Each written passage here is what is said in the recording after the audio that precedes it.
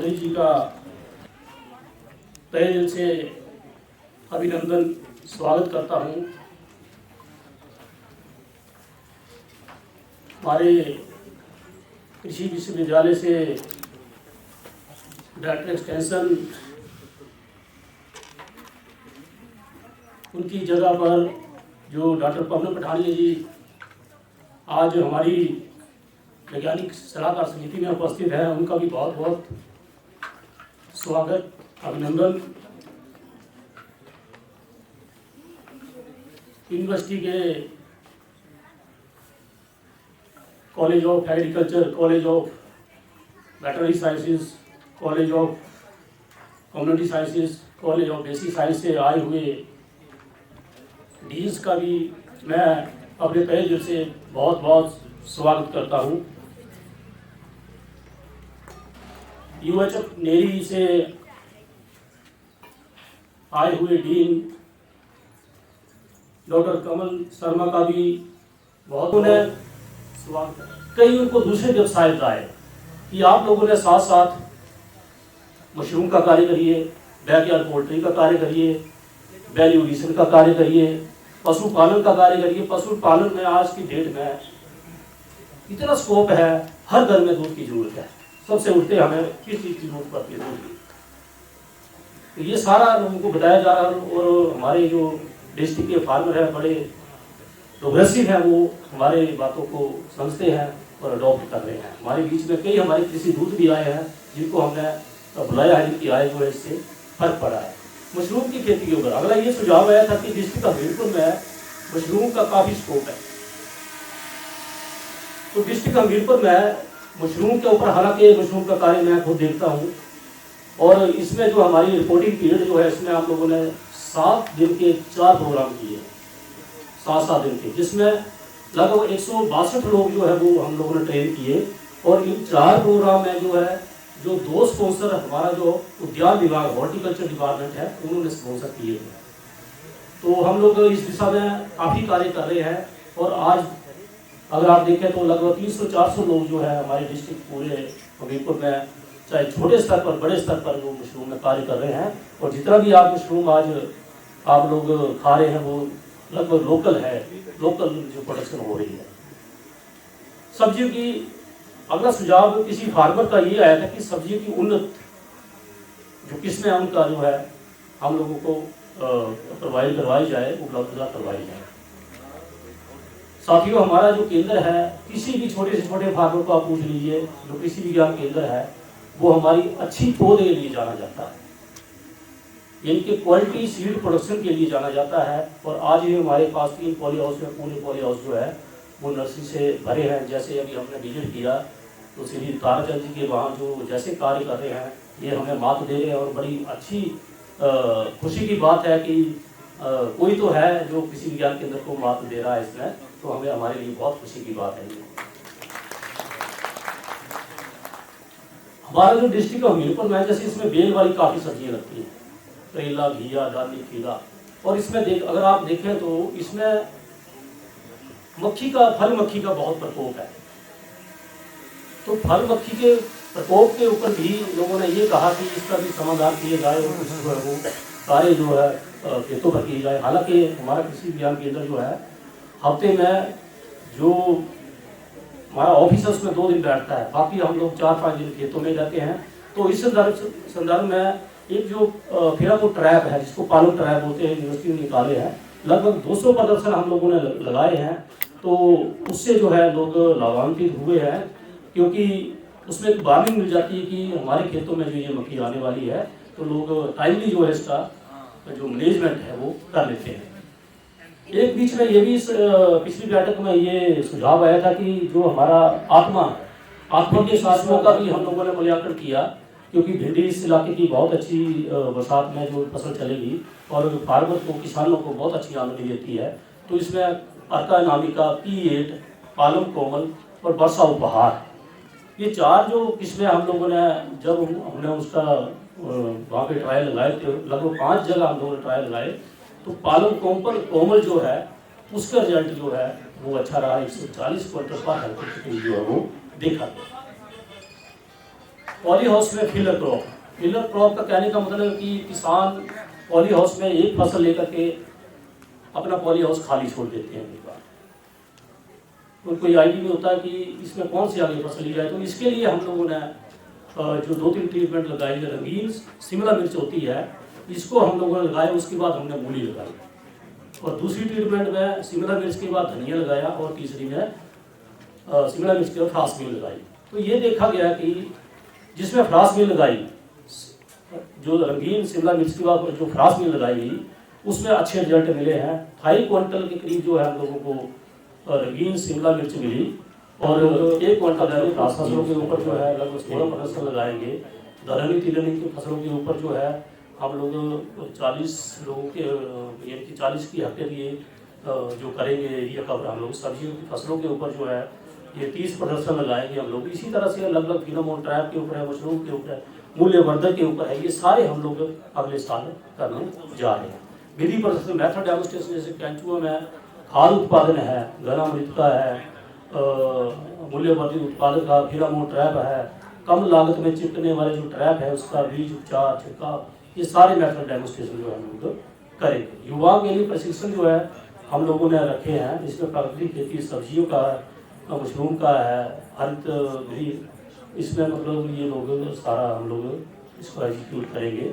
किसानों के खेतों पर जो है अलग अलग ये जो है प्रोग्राम हम लोग करेंगे। केंद्र से बाहर जो है हम लोग सस्य विज्ञान है, जैसे मृदा सस्य और मृदा के ऊपर 8 ट्रेनिंग प्रोग्राम करेंगे हम लोग, पादप के ऊपर 8 करेंगे, कीट विज्ञान के ऊपर भी 8 प्रोग्राम करेंगे, और सब्जी के ऊपर करेंगे, सब्जी उत्पादन के ऊपर हमीरपुर द्वारा 8 ट्रेनिंग प्रोग्राम गतिविधियों का विवरण जाना, और आने वाले वक्त में क्या हम किसानों के लिए करेंगे इसके बारे में आपने जाना।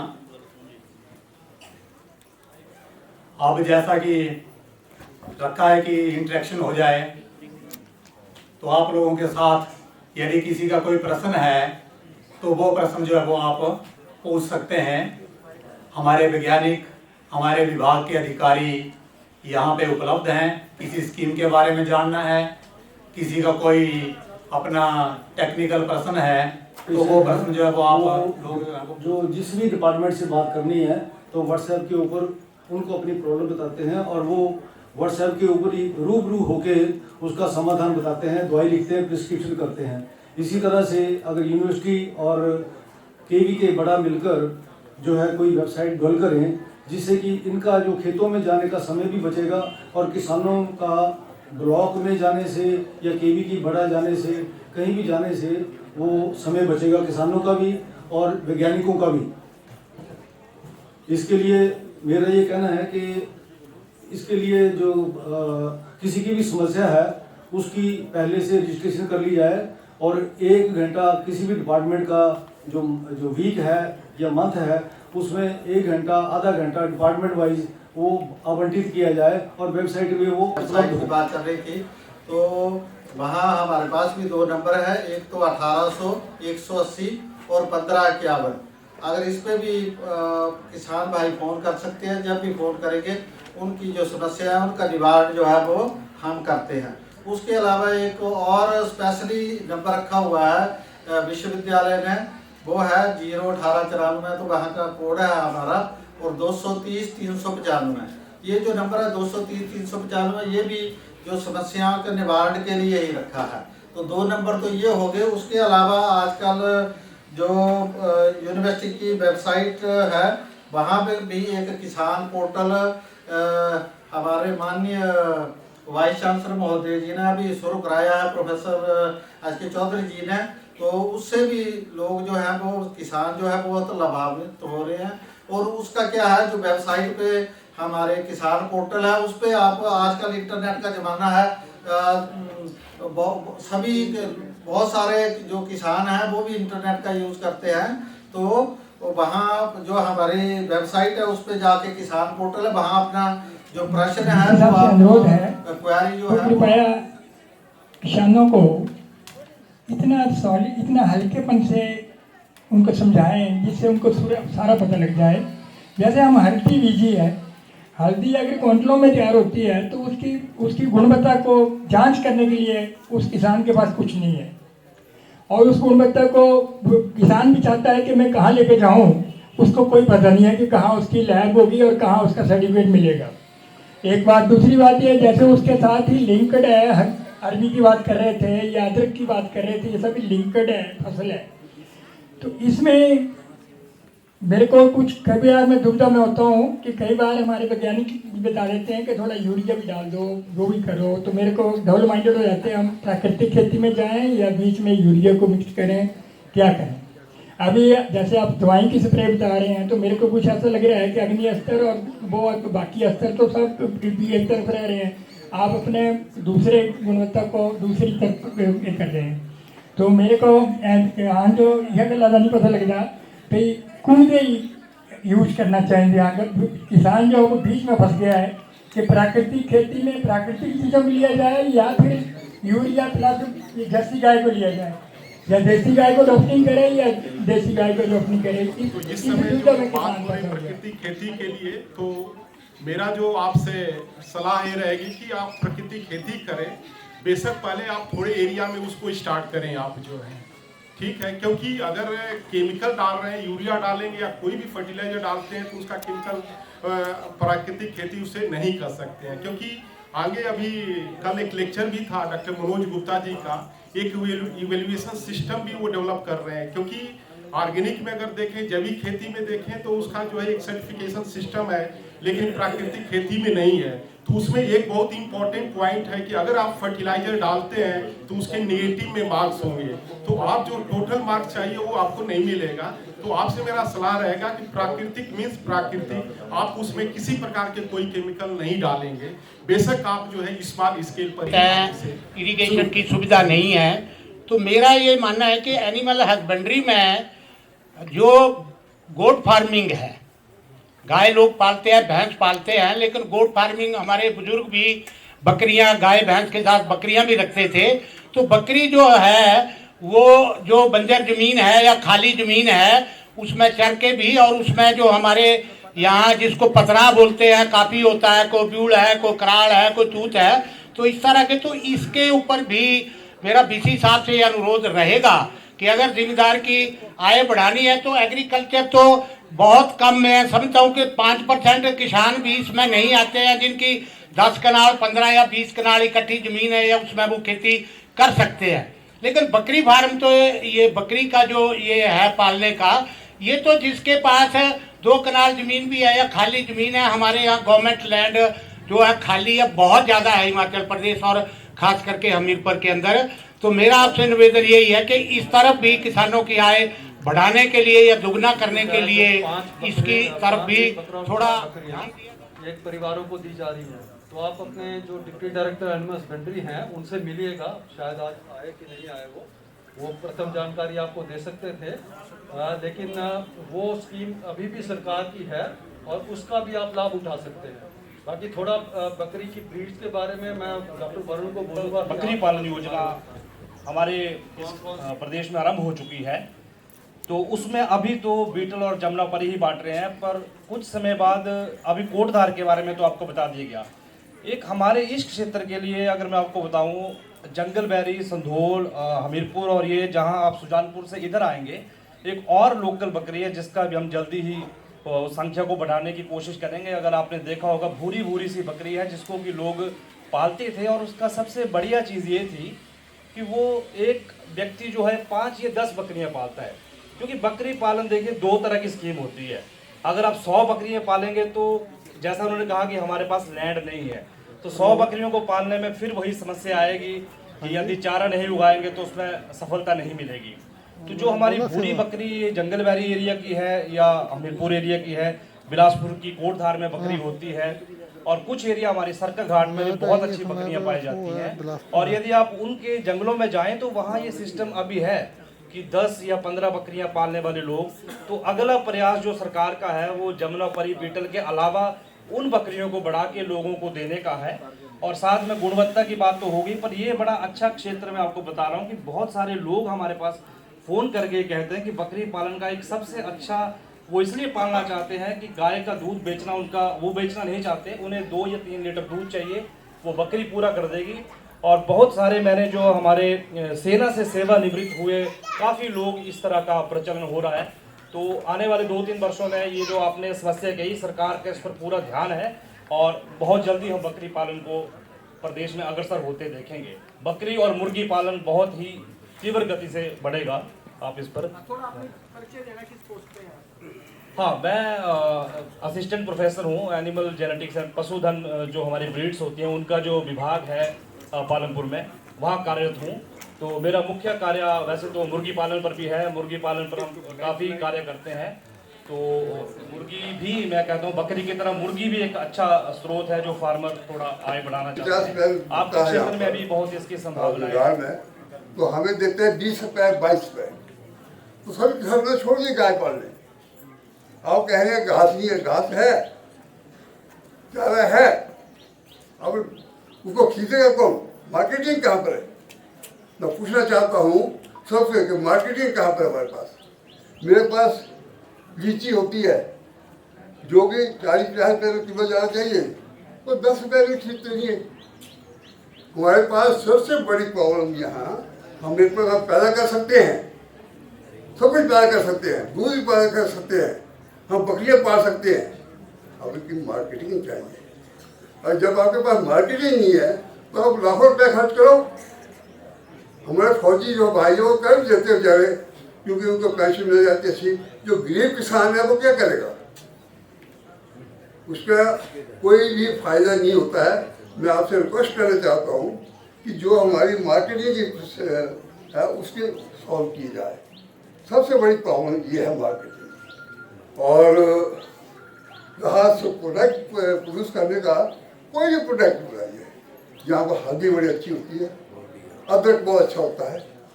मैंने अपने पास ही इस बार 10 क्विंटल अदरक निकाला, लेने वाला कोई नहीं है। मेरा खर्च होता है क्योंकि मैं तो खुद नहीं कर सकता हूँ, मैं लेबर से कराऊंगा। और उसका और ही कर्नल साहब जल्दी तो मिलना चाहिए मुझे। यहाँ बालू गुलवा के पास हैं, हाँ, बहुत सारी हल्दी वो भी प्रोड्यूस कर रहे हैं और वो लोगों को साथ भी लेके चल रहे हैं। मुझे लगता है हमें ऐसे लोगों के साथ जुड़ने की जरूरत है ताकि हमारे पास प्रोडक्ट जो है वो बल्क में हो और बल्क में ही आप किसी दूसरी जगह बेच सकते हैं अपनी टर्म एंड कंडीशन के साथ। अदरवाइज कोई आपके पास 2 क्विंटल या 1 क्विंटल प्रोड्यूस लेने के लिए नहीं आया है। बहुत सारे हमारे ऐसे मेडिसिनल प्लांट्स हैं जिनका इसकी वजह से ऐसा हश्र हुआ कि कुछ लोगों ने रोकी है। इसीलिए क्लस्टर फार्मिंग का कंसेप्ट अब आ चुका है। आने वाले 2-4 साल में रिजल्ट आपके सामने होंगे कि किसान जो मर्जी पैदा करे। भारत सरकार बिल्कुल सीधी वचनबद्ध है, हम आपसे सामान खरीदेंगे खरीदेंगे खरीदेंगे और बहुत अच्छे दामों में खरीदेंगे। दूसरा विषय ये आता है विज्ञान और ऑर्गेनिक। डॉक्टर साहब ये बड़ा एक विचित्र से कुछ वर्ष चले हैं कि पहले बुजुर्ग बोलते थे कि पशु रखो, गोबर फेंको और खेती करो। और मुझे बड़ा अफसोस है, मैं दिल्ली में पूसा में भी इस बहस पे बड़ा गर्म हो जाता हूँ। आज टाइम थोड़ा है, मुझे डॉक्टर बंधु थोड़ा कम पसंद करते हैं। देखिए ये एक डोमेस्टिक लड़ाई आ गई है किसान के साथ और विज्ञान के साथ। और चौल साहब इसको अगर हमने जल्दी शॉर्ट डाउन नहीं किया तो ये एक बहुत बड़ी खाई बनने वाली है। और मेरी हम्बल रिक्वेस्ट है विज्ञान से कि किसानों से बिल्कुल सीधा संवाद सरल स्वभाव में करें ताकि किसान रुक जाए। अगर आज देश में कोई चैलेंज है किसी चीज को बड़ा करने का तो सिर्फ किसान। ये हमसे पूछो, यूनिवर्सिटी वालों से पूछो, डॉक्टरों से पूछो कि टारगेट आते हैं सरकार के, हम कैसे पूरा करते हैं। और हम हमारी इससे ज्यादा ना कहूँ, डॉक्टर बंधु समझ रहे हैं कि हमें ऐसे तैसे करके ही वो क्लोज करना पड़ते हैं प्रोजेक्ट। तो मेरी सीधी बिल्कुल जज स्टाइल से गल है कि आप सीधा काम करिए। डॉक्टरों ने भी मेरी ये बिल्कुल विनती है कि वो ना दिन देखे ना घड़ी बताए किसान को। आज अगर वेटनरी खत्म हुआ है तो वैज्ञानिकों के कारण खत्म हुआ है। मैंने इस करके डॉक्टर साहब का बिल्कुल परिचय पूछा था। वेटनरी एक ऐसी इंडस्ट्री है कि जो हर घर में स्मॉल यूनिट लगा है जिसे पहाड़ी भाषा में गोर्न बोलते हैं। और हम सब किसान हैं और खेत से निकल के ही ऊपर शहर में जाते हैं, दिल्ली जाते हैं, शिमला जाते हैं। अगर हमारा खेत स्वस्थ नहीं है, हमारी गोर नची नहीं है तो हम जितने मर्जी वैज्ञानिक बन लें, हमें लीवर की बीमारी होनी ही होनी है। तो इस करके मेरी विज्ञान बंधुओं से विनती है, खास करके डॉक्टर बंधुओं से, मैं कल भी चर्चा कर रहा था डॉक्टर डोगरा जी से कि यार प्लीज घड़ी और दिन मत बताया करो किसानों को। जिस दिन आपने ये घड़ी और दिन के चक्कर में हमें फंसाया है, उस दिन से किसान चुपचाप अपने घर बैठ जाता है और दोबारा बिल्कुल नहीं जाता है। तो मेरी आज हाथ जोड़ के विनती है विज्ञान बंधुओं से कि हमारा बिल्कुल ध्यान रखें, हमें अपना परिवार का व्यक्ति समझें, हमें बेटा समझें, तब जाके ये दोनों कड़ियां बराबर चलेंगी। और जब तक किसान सेक्टर जीडीपी तभी उठेगा, आप सबको पता है किसानों को छोड़ के साइंटिस्टों का कि ये जीडीपी पैरल एक सीढ़ी है, किसान 10 सीढ़ियां चढ़ेगा। तो उसके करके मेरी चौधरी साहब आपको बड़ी बड़ी बधाई कि आप नदौन आए, लैब से लैंड तक आए। माननीय मोदी जी की जो विचार है, आपको बहुत बहुत साधुवाद। ताराचंद की तरफ से बहुत बहुत, मेरे बड़े भाई हैं बलजीत संधू जी, ये बहुत अच्छे किसान हैं। और फिर मेरी दोबारा प्रार्थना है वैज्ञानिकों से कि हमें दिन और घड़ी बिल्कुल ना बताएं। मंचासीन श्री हुकुम सिंह बैंस जी, जो कि देश की घोषणा पत्र कमेटी के माननीय सदस्य भी हैं और भाजपा राष्ट्रीय टीम के भी माननीय सदस्य हैं, और हमारे साइंटिफिक एडवाइजरी कमेटी के मेंबर भी हैं। बलजीत संधू जी, पुष्पा वर्मा जी और श्रीमती निमो देवी जी, ये भी हमारे साइंटिफिक एडवाइजरी कमेटी के मेंबर हैं। Director extension doctor Pawan Pathania ji, dean college of veterinary science doctor Mandeep Sharma ji, dean college of horticulture and forestry doctor Kamal Sharma ji. यहाँ जिस प्रांगण में हम अभी बैठे हैं, चौधरी तारा सिंह जी, जो कि एग्रीकल्चर के ग्रेजुएट भी हैं, बहुत पुराने, जब मैं 10वीं कक्षा का छात्र था तब की इन्होंने बीएससी की है, और इनके प्रांगण में ये रंग लगाने का मौका आज हमें प्राप्त हुआ। मैं ताराचंद जी का और इनके परिवार का बहुत आभारी भी हूँ और धन्यवादी हूँ कि आज इतनी रौनक यहाँ पर नदौन में इन्होंने अपने क्षेत्र में लगाई है। हमारे DDA agriculture doctor Atul Dogra ji, DDA soil conservation Shri doctor Vinay Soni ji, PD ATMA doctor Niti Soni ji, senior veterinary officer PD JICA doctor Suresh Kapoor, DDA JICA doctor Prem Sharma ji, LDM Punjab National Bank mister SK. Sinha, और हमारे बीच DFO madam Vandana ji, general manager district industries Vijay Chaudhary ji, marketing secretary miss Shagun Sood, हमारे heads of departments हमारे विश्वविद्यालय से यहाँ विराजमान हैं, विभिन्न विभागों के हेड्स ऑफ डिपार्टमेंट्स। हमारे साथ विश्वविद्यालय से ही कंसल्टेंट जो कि हमीरपुर के ही रहने वाले हैं, डॉक्टर संत प्रकाश जी। हमारे दूसरे साइंसदान जो हमारे साथ आए हैं, वीसी सेक्रेटरीट के सदस्य, लाइन डिपार्टमेंट के दूसरे हेड्स और रिप्रेजेंटेटिव्स, जिला परिषद मेंबर इंदुवाला जी, और यहाँ इस पंचायत की, भरमौटी खुर्द की पंचायत की एक जुझारू महिला जो निशा चौधरी हैं, चौधरी साहब की बहू, हम इनका स्वागत भी करते हैं, इनके धन्यवादी भी हैं और इनके कृतार्थ है कि इन्होंने इस दिशा में आकर के महिला जगत को एक नई ऊर्जा जो है उसका संचार किया है, और ये बात पूरे हिमाचल में अब पहुंचने वाली है। मैं इसे लेकर के दूसरे क्षेत्रों में जाकर के निशा चौधरी का ये एग्जाम्पल, जिस तरह से मैं अमीश का एग्जाम्पल देता हूँ, उस तरह से इनका उदाहरण वहाँ पर दूंगा, और आने वाले समय में ये महिला सशक्तिकरण का एक ज्वलंत उदाहरण। सर्वप्रथम मैं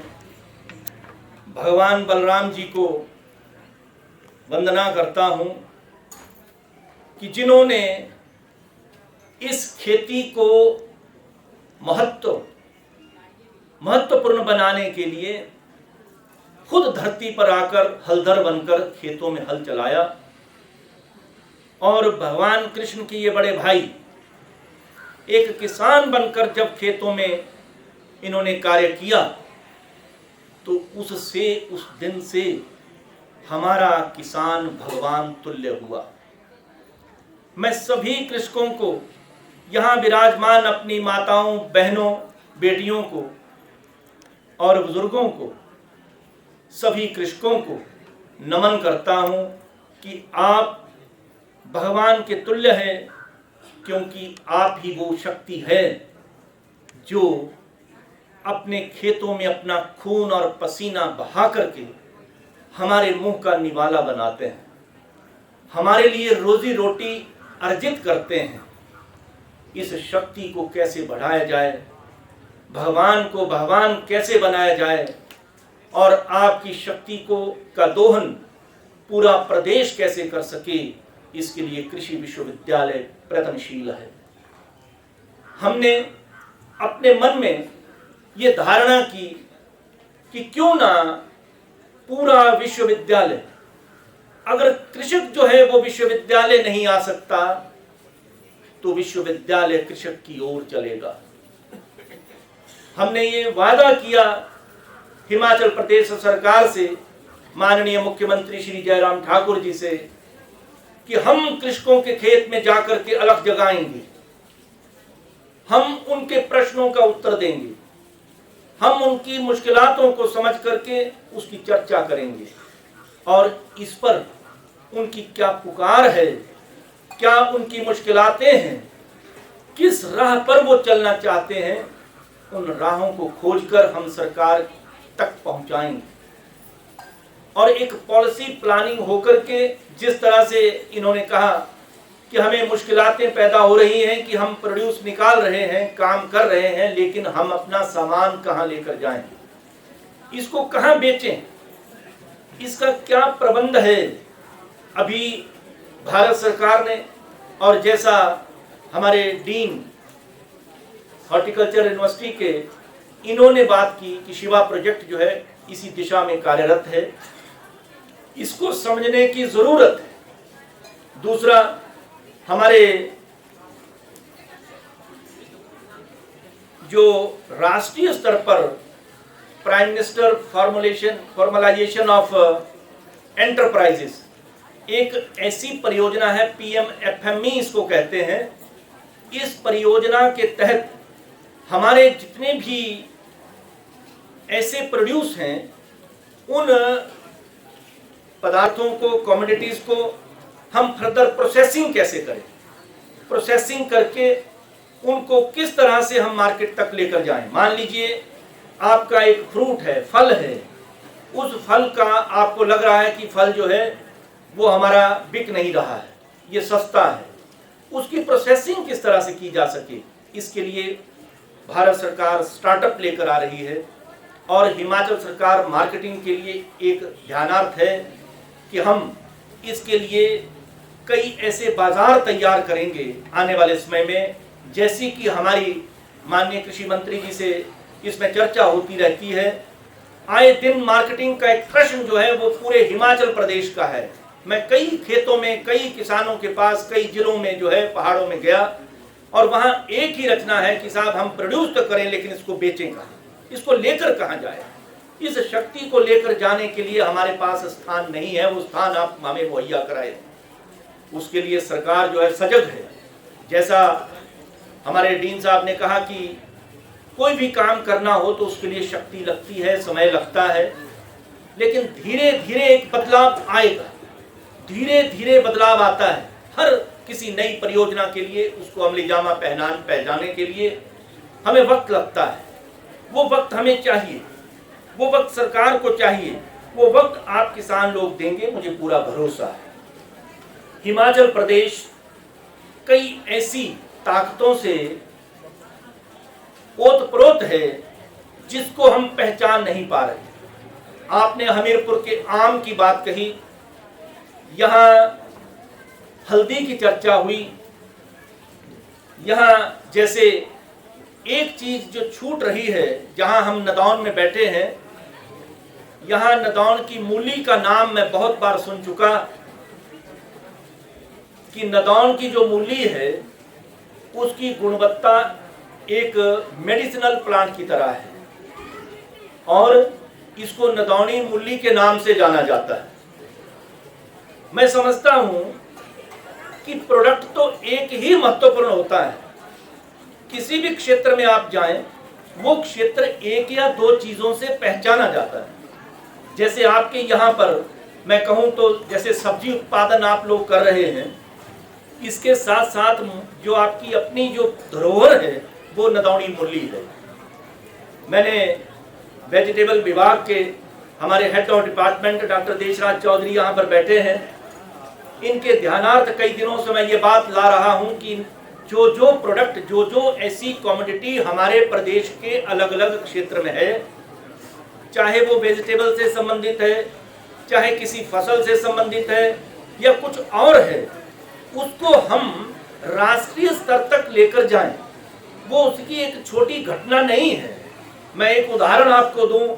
अभी मैं हुकुम सिंह बैंस जी से ये बात कर रहा था कि यहाँ गगरेट से एक यंग आदमी जो कोरोना से पहले चंडीगढ़ में इंडस्ट्री में काम कर रहा था, एक इंजीनियर है, मिस्टर अमीश, वो और उसकी धर्मपत्नी दोनों पोस्ट ग्रेजुएट है। दोनों ने जमीन नहीं थी तो वहाँ से नौकरी छोड़ दी। छोड़ करके वो हिमाचल प्रदेश में यहाँ शाहपुर के पास उन्होंने लीज पर लैंड ली। जब लीज पर किराए पर लैंड उन्होंने ले ली, जमीन ली, तो उन्होंने हमें पूछा कि आप बताओ कि हम किस राह पर चले। तो उस वक्त हमारे ध्यान में बात ये आई कि ये एरिया जो है वो रेड राइस के लिए, लाल चावल के लिए पहचाना जाता है।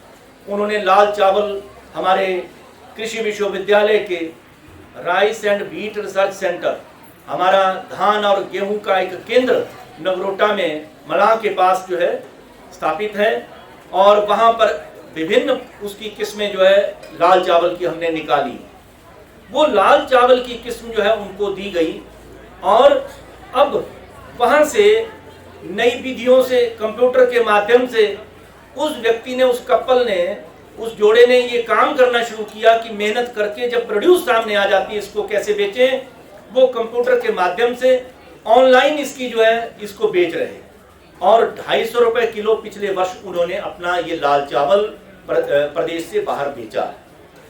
उसके बाद इस वर्ष हमने उसको कृषि दूत बनाया विश्वविद्यालय का, और मुझे मालूम पड़ा कि इस वर्ष तो खेत में ही उसकी फसल थी। उसी वक्त उसने उसका आकलन किया कि कितने क्विंटल चावल इस बार प्रोड्यूस होंगे, और उसने कहा कि जितने क्विंटल चावल का असेसमेंट मैंने किया उससे ज्यादा की बुकिंग मेरे पास है 350 रुपए किलो के हिसाब से। अब आप समझ सकते हैं कि ये बेचने की जो ये प्रक्रिया है, ये हमारी आने वाली जो पीढ़ी है, आने वाले हमारे जो बच्चे हैं, ये एक उदाहरण है। अब ये गगरेट का उदाहरण, जो गगरेट से उठ करके वो शाहपुर में पहुंचे, जिस प्रांगण में हम बैठे हैं, यहाँ इनकी बहू जो है, प्रिमल कौर जो है, वो अपना कार्य छोड़ करके, अपनी नौकरी छोड़ करके यहाँ आकर के जो कार्य कर रही है, ये भी एक सबक है भविष्य में आने वाली पीढ़ियों के लिए, युवा शक्ति के लिए। क्योंकि नौकरी करना जो है वो एक अलग बात है। ठीक है, आप नौकरी भी करिए, लेकिन हर व्यक्ति को नौकरी प्राप्त नहीं होती। नौकरी की धीरे धीरे कमी हो रही है। तो हमारे लिए एक कृषि, बागवानी, पशुपालन, मत्स्य पालन, मधुमक्खी पालन और दूसरे कई कार्य, ये एक ऐसा एक आयाम बन चुका है जहां पर हमारी आने वाली पीढ़ी जो है वो दूसरों को रास्ता दिखा सकती है। हमारी महिलाएं, बहनें यहाँ पर जो कार्य कर रही हैं, जो सिर्फ सीरा और बढ़िया बना रही है, आप वहीं से देखिए उनके साथ जो है 10 महिलाएं और खड़ी हैं, और वहां वो कहती हैं कि हमने 1 नहीं, 2 नहीं, 90 लोग जो है उनके साथ कार्य कर रहे हैं। अब एक महिला अगर 90 लोगों को इस तरह से कार्य देगी, तो आप सोचिए वो नौकरी नहीं तो और क्या है। एक तो आप अपने घर में हैं, अच्छा कार्य कर रहे, खेती बाड़ी कर रहे, वो जो फसल पैदा कर रहे, वो फसल जो है आप उठा करके किसी के घर में वो भोजन तैयार करवाएंगे, भोजन पहुंचाएंगे। किसी के घर में भोजन पहुंचा रहे हैं, किसी के मुंह का निवाला बना रहे हैं। एक तरफ वो है और दूसरी तरफ आप पैसा कमा रहे हैं, तीसरी तरफ समाज की आप एक अभिन्न अंग बनकर एक शान बन रहे हैं। तो पंजाबी में कहते हैं नाले पुण्य ते नाले फलियां, पुण्य भी हो रहा है और हमें लाभ भी हो रहा है। मैं समझता हूं कि हिमाचल प्रदेश जो है, हमारा जो ये मातृवर्ग है, ये सबसे अग्रणी है। हमारे कृषि, बागवानी, पशुपालन, मत्स्य पालन, जो भी कार्य है, जहां भी देखो हमारा मातृवर्ग सबसे आगे है। ये बड़ी एक हैरानी की बात है कि हिमाचल प्रदेश, मुझे नहीं पता मैडम के स्टेट में कैसे है, लेकिन वहां भी महिला आगे है। आपकी स्टेट में, हाँ, तो देखो इनकी स्टेट में भी महिला आगे है। कहने का भाव कि इसका मतलब हुआ पूरे देश में जो है महिला अग्रणी है। मैं इस मातृवर्ग को नमन करता हूं कि अपने खेत खलिहान भी चला रहे हैं, अपने बच्चों का भी लालन पालन कर रहे हैं, अपनी खेती को भी देख रहे हैं, बच्चों का भी लालन पालन कर रहे हैं, घर को भी संभाल रहे हैं। तो और क्या चाहिए? ऐसी शक्ति हमारे पास है जिसके पास इतना धीरज है, और ये इसका सहयोग करना हमारा पुरुषों का एक धर्म है, एक कर्तव्य है। क्यों ना इस मातृवर्ग की हम शक्ति हम भी बने। अब देखिए, कई ऐसे भी लोग हैं जो अफसरान है, महिला जो है अफसरान है, अफसर है, लेकिन वहां से वो अपना कार्य करके फिर घर जाती है, तो पुरुष जो है वो किचन में नहीं जाता, रसोई में जो है महिला ही जाएगी। वो क्योंकि घर संभाले है, उसके अंदर धीरज है, और पुरुषों के पास धीरज की कमी है। ये प्रभु की कृपा है, प्रभु की मर्जी है। ये धीरज जो है ज्यादा महिला मातृवर्ग को दिया है। मैं मातृवर्ग का बड़ा एहसानमंद हूं कि हिमाचल को इतना समय वो नहीं दे सकती हैं, फिर भी इतना समय आपने दिया, मैं आपका बहुत धन्यवादी हूं। आप अपने अपने घर में इसी तरह से अपनी शक्ति को संजोए रखिए, इसी तरह से अपनी शक्ति से काम करते रहिए।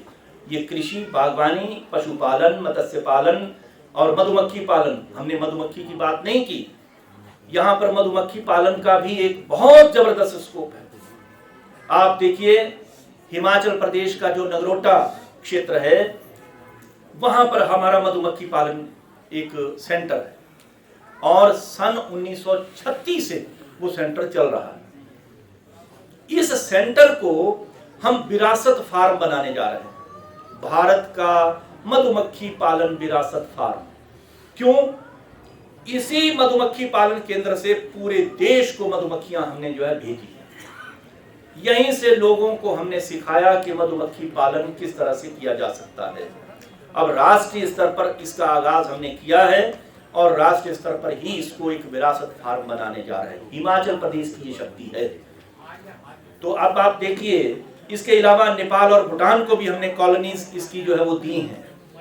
अब आप देखिए कि हिमाचल प्रदेश के अंदर जो आपके फलदार पौधे हैं, आपके फसलें हैं, विभिन्न क्षेत्रों में विभिन्न फसलें हैं।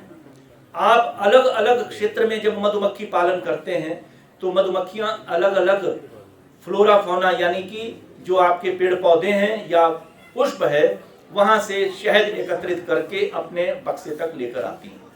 ये जो शहद है, अलग अलग क्षेत्र के शहद की अलग अलग पहचान है, और पूरा भारतवर्ष इस शहद का मुरीद है, क्योंकि ये शहद नहीं, एक दवा है। आपने देखा होगा कि आयुर्वेद में कई ऐसी दवाइयां हैं जो शहद के साथ खाने को कहते हैं, लेकिन अगर सही मायने में आपका शहद है, तो वो शहद ही एक महत्वपूर्ण दवाई है। तो इस तरह से मैं चाहता हूं कि हम, जिस तरह से कई प्रश्न ऐसे उठे, साहब हम कौन सी खेती करें, हम ऑर्गेनिक खेती करें कि प्राकृतिक खेती करें, कि हम रासायनिक खेती करें, कौन सी खेती करें। जैसा हमारे विभागाध्यक्ष डॉक्टर जनार्दन सिंह ने कहा कि आपको कोई नहीं रोक रहा है, आप कोई भी खेती करो, मगर भरपूर तरीके से करो, और जो मॉडर्न टेक्नोलॉजी आपको दी जाती है उसको जरूर अपनाओ। जैसे हम रासायनिक खेती कर रहे हैं, तो रासायनिक खेती में खराबी कहां से पैदा हुई? और किसने की? ये हम ही ने की। हमने उसमें लिखा था, विश्वविद्यालयों ने उसमें लिखा था कि 10 टन पर हेक्टेयर जो है आपने गोबर खाद जो है उसमें डालनी है 1 हेक्टेयर में। अब जब आपको वो 10 टन वो डालना था, उसका पर्चा तो जो है लोगों ने फाड़ दिया, हटा दिया, और रासायनिक खाद की बोरियां जो है वहां पर खेतों में खोल दी। उससे बार बार ऐसा करने से हमारे जो देसी खाद का एक प्रक्रिया थी और मिट्टी का जो उपजाऊपन था वो खत्म हुआ, धीरे धीरे क्षीण होता चला गया। लेकिन मैं समझता हूं कि हिमाचल प्रदेश जैसे प्रदेश का अभी भी ऐसी बात नहीं है, इतनी शक्ति क्षीण नहीं हुई है जितनी कि तराई क्षेत्र में हुई है। पंजाब के कई ऐसे क्षेत्र हैं जहां से पानी भी पीना जो है दूभर है, वो पानी भी इतना खराब हो चुका है क्योंकि वहां पर रासायनिक खादें बहुत ज्यादा इस्तेमाल होती हैं। हिमाचल प्रदेश में हमारे यहाँ रासायनिक खाद का उपयोग जो है बहुत कम होता है, ये बहुत अच्छी बात है। उसके बावजूद भी हम अच्छी खेती कर रहे हैं, ये बहुत बढ़िया है। इसके अलावा हमारी जैविक खेती, ऑर्गेनिक खेती जिसको कहते हैं, वो भी करें, और प्राकृतिक खेती जहां संभव है वहां उसको भी करें। आपको जो अच्छा लगता है आप उसको करिए। आने वाला जो समय है उसमें इस खेती का एक व्यापारीकरण होगा। ये खेती सिर्फ साधारण नहीं रहेगी। अगर आप नहीं करेंगे तो उद्योग करेगा, उद्योगपति करेंगे, आपकी जमीन लेंगे, आकर के वहां बीज कर आपको दिखाएंगे, वहां से फसल निकाल कर आपको दिखाएंगे। इससे पहले कि ऐसा वक्त आए, आप खुद जागृत हो जाइए, आप खुद उठ जाइए और अपने खेतों में जाकर के उन खेतों को मां रूपी इस भूमि को समझिए, इसकी ताकत को समझिए और जाकर के वो कार्य करिए जो सदियों से करते आ रहे हैं। आप उठिए, उठ करके इन खेतों को समझकर वहां अच्छी संगनी खेती करके, जो विश्वविद्यालय कह रहा है, जो हमारा एग्रीकल्चर डिपार्टमेंट कह रहा है, जो एनिमल हस्बेंड्री डिपार्टमेंट कह रहा है, उसकी बात को सुने। हम आपके द्वार पर क्यों पहुंचे? क्योंकि आप हमारे पास नहीं पहुंचते, इसलिए हम आपके आंगन में आए हैं और इसी तरह से आते रहेंगे। आप देख रहे हैं कि हमारा कृषि विभाग, हमारा जो है सरकारी विभाग जो है, यहाँ सभी विभागों से आत्मा के लोग, एनिमल हस्बेंड्री के लोग, एग्रीकल्चर के लोग, हॉर्टिकल्चर के लोग, college of horticulture and forestry Solan university के डीन साहब यहाँ पर बैठे हुए हैं। हमारे सभी साइंसदान पूरा विश्वविद्यालय का कार्य छोड़ करके आपके आंगन में बैठे हुए हैं। अब सवाल तो आपने पूछना है, ये शक्ति तो आपके पास है, मुश्किलात आपको है, हम आपके आंगन में बैठे हैं, आप सवाल लाइए, उसका जवाब हमारे पास है। आने वाला वक्त हिमाचल प्रदेश के लिए बहुत महत्वपूर्ण है। मैं चीख चीख कर, चिल्ला चिल्ला कर के बात पूरे हिमाचल प्रदेश के कोने कोने पर, आपके घर आंगन में, द्वार पर जाकर के कहूंगा कि आप उठिए, जागिए। आपके अंदर ही वो शक्ति है कि एक दिन आएगा कि हिमाचल प्रदेश फिर से स्वर्ग बनेगा और हिमाचल प्रदेश भारतवर्ष का एक अग्रणी राज्य कहलाया जाएगा। इस प्रदेश की शक्ति को समझने वाला कौन है? वो एक किसान है, आप है। मैंने शुरू में कहा कि आप भगवान के तुल्य है। आप अपनी शक्ति को समझ करके देखिए, जैसे ताराचंद जी ने यहाँ पर एग्जाम्पल पैदा किया है, ऐसे कई ताराचंद हिमाचल प्रदेश में पैदा होने चाहिए ताकि हिमाचल प्रदेश का रुख जो है वो अग्रणी राज्यों में माना जाए। इसी तरह से, इसी स्पीड से, इसी जोश से मैं आंगन आंगन में पहुंचूंगा, ये मेरा प्रण है। जितनी ताकत है, जितना समय मेरे को हिमाचल सरकार ने दिया है, उस समय के अंदर एक दिन भी घर में सोना मेरे लिए दूभर है, जब तक हमारा किसान जो है वो दुविधा में है। आपकी बातें सुन करके हमें भी महसूस होता है कि ये मुश्किलात हमारे भाई की है, बहन की है, किसान की है, जहां से हमें रोजी रोटी मिलती है। क्यों ना हम भी उसकी शक्ति बने, क्यों ना हम उसके आंगन में जाकर के अलग जगाएं और उससे ये पुकार करें कि आओ भाई, आओ बहन, हम भी आपके साथी हैं, हम आपके साथ चलेंगे।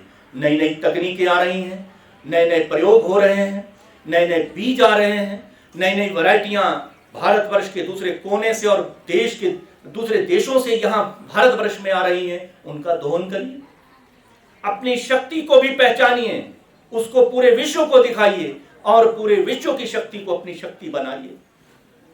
हम आगे बढ़ रहे हैं कि जैसे आपका एक नदौनी मूली की बात की, या हमने हल्दी की बात की, या आम की बात की, इन सभी प्रोडक्ट्स को जो आपकी क्वालिटी बनती है उसको क्यों ना हम राष्ट्रीय धरोहर बनाएं, क्यों ना पूरे राष्ट्र को पता लगे कि नदौन की जो मूली है वो मूली नहीं, एक दवाई है, वो आयुर्वेदिक एक मेडिसिन है।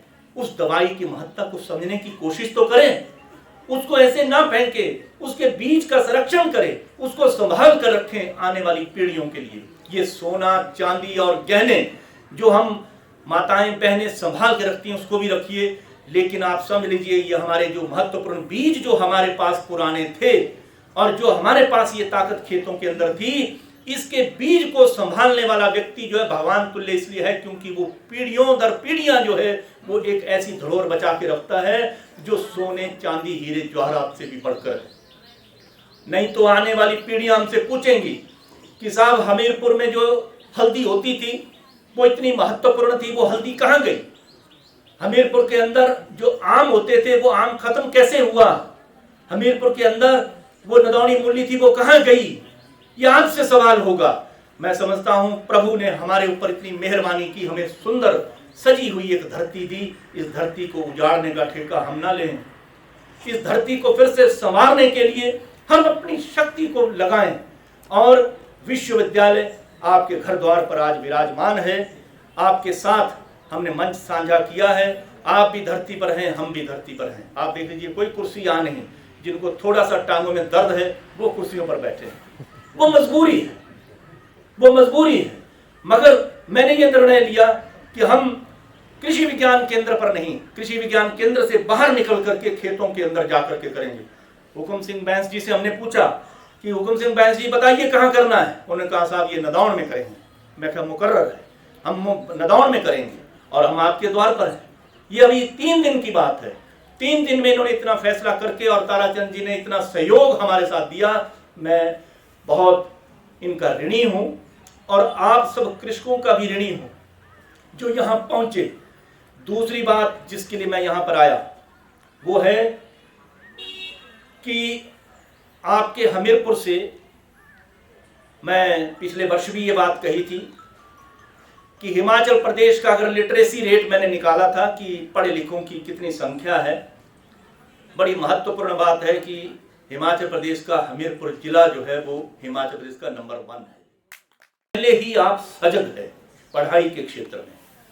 बस सिर्फ मैं ये कहता हूं अपने घर से एक एक बच्चा कृषि विश्वविद्यालय में पढ़ने के लिए भी भेजें, उसको एग्रीकल्चरल साइंटिस्ट बनाएं, उसको वेटनरी डॉक्टर बनाएं, उसको होम साइंस की ट्रेनिंग दें, उसको होम साइंस साइंटिस्ट बनाएं। हमारे साथ होम साइंस के लोग भी आए हैं और किस तरह से हम प्रोसेसिंग कर सकते हैं। फूड साइंस एंड टेक्नोलॉजी में इस कॉलेज ऑफ होम साइंस में शिक्षा दी जाती है।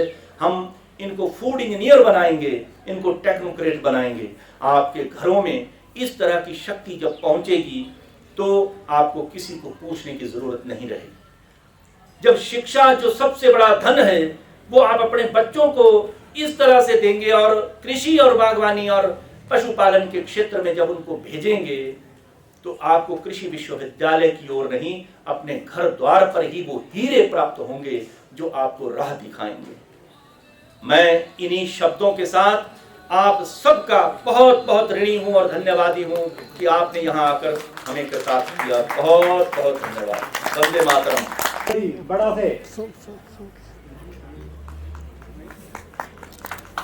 से पुनीत कुमार ने भी अपने लिए बहुत सारा पैसा जो है इस काम से ये अर्जित कर रहे हैं, पुनीत कुमार जी। इसके बाद राम श्री अश्विनी कुमार री, अन्य विभागों से आए हुए मेरे जितने भी हेड ऑफ द डिपार्टमेंट हैं, जितने कर्मचारी हैं और मीडिया से आए हुए, रेडियो स्टेशन से आए हुए, और यहाँ किसान की भलाई का मतलब यह है कि एक किसान के घर से डॉक्टर पैदा होता है, इंजीनियर पैदा होता है, एक किसान के घर से अध्यापक पैदा होता है और स्पेस में काम करने वाला एक साइंटिस्ट पैदा होता है।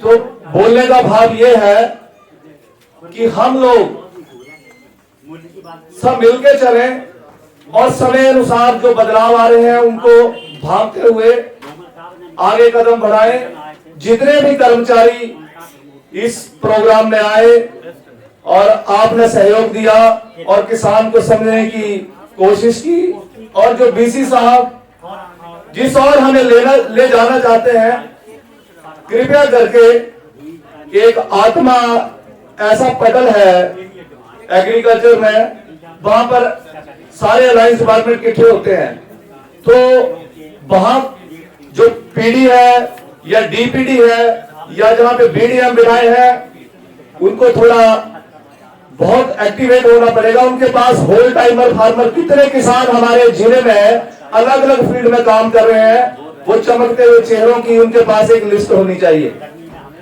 और दूसरे जो डिपार्टमेंट है वो भी उसी पटल पे काम करते हैं मिलके। तो मैं चाहूंगा कि हमारे सारे उद्देश्य जो है वो धीरे धीरे हल होंगे। आज जितने भी मेरे किसान भाई, मेरी माताएं बहनें आए हैं, मैं बड़ी विनम्रता से उनका धन्यवाद करता हूं। फिर से मैं जिनके घर में फंक्शन हो रहा है उनका बहुत बहुत धन्यवाद करता हूं। और मैं डॉक्टर प्रदीप जी का और उनकी सारी टीम का फिर से धन्यवाद करता हूं।